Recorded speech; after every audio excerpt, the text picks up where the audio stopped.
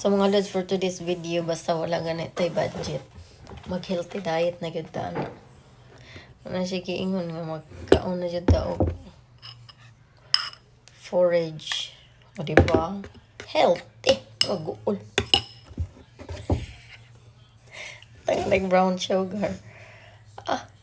Kumbati akong breakfast, uy. Kalunglay pa ni. Di pa ni makakuan. Wa pa ni mga kadaot sa akong health. Na pa ni health benefits. Ana, taron. Di ka, tani makatipid. Ani, tipid ka ayon, mag-uol.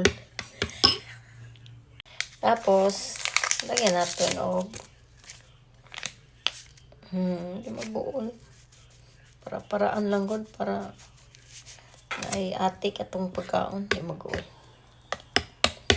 O di ba?